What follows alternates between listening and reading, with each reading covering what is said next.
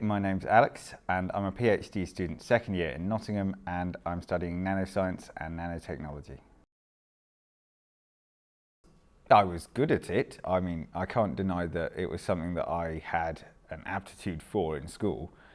Like the math side of it all made sense. So that was very much the starting point, but also it was really interesting to sort of not only be looking at how the world works that people have been sort of looking at for centuries, all these different scientific problems, but also that people are still actively trying to solve problems that aren't just sort of the bookkeeping, they're not just the nitty-gritty small things. In fact, there are still huge questions out there, things like revolving around the Big Bang and black holes and stuff, and this is really fascinating, and so we're by no means done, and I really want to be a part of that. I always liked writing. I remember having a little desk in my room, a sort of multicoloured desk that was only a couple of feet high, and it had a little stool. And I used to write my own books. Mum would bring home some paper from work and I'd get out my felt tips and sort of write and illustrate little stories, and then got a stapler and I could put them together, and I'd written little books that were of course terrible, but it's still something that I'd really like to do. My vision then was that, you know, I'd write a book and then that would be my job, and then I'd maybe write another one and I'd get paid like that, but that's not how it works. You have to get published. And writing books isn't the only way of writing. I mean, you can write journals, you can write articles, you can write for papers, you can write for blogs.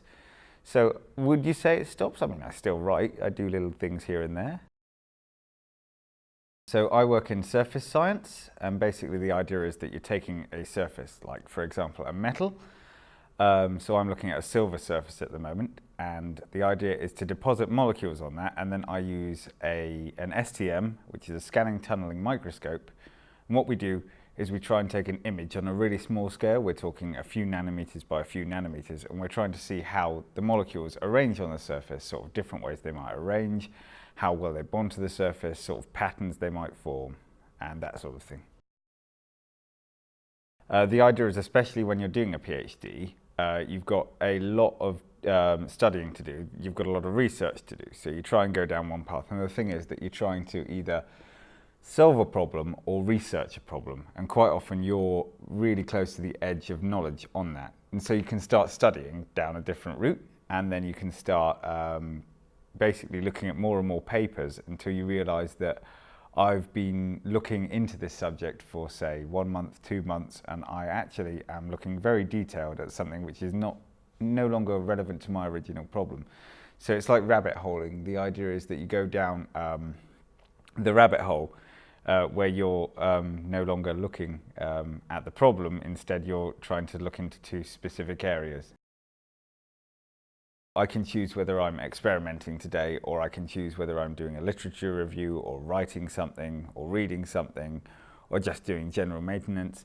And so you're very much driving yourself. It is really sort of thrilling at times, the fact that you're the one who is trying to find out those answers, but at the same time you've got absolutely no resources at the very end to help you. So like, you can ask all of the specialists, but they'll only have part of the answer anyway.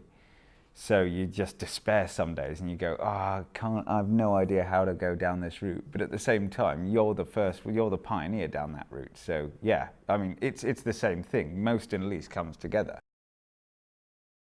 There are a lot of routes to get to your goal.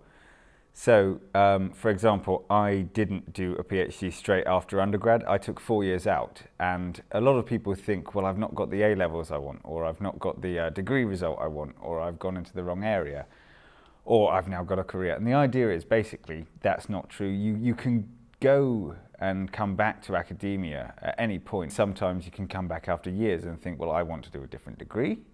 You can come back and think, well, actually, I do like academia. I wasn't sure. I was on the fence before. So definitely, I'd just say that there are a lot of routes, but there's no preferred route for everyone. Come along. I mean, like, if you enjoy physics at school, you're more likely to like it at university, because it's very much more interesting than just looking at what this guy did on this date. Also, the experiments are a lot more self-driven. Work in university is always a bit more self-driven, but if you have a passion for the subject, if you have a passion for solving problems, then just come, or at least give it as a try. Like, have a look around, take an open day or something. Just have a visit and see what you think.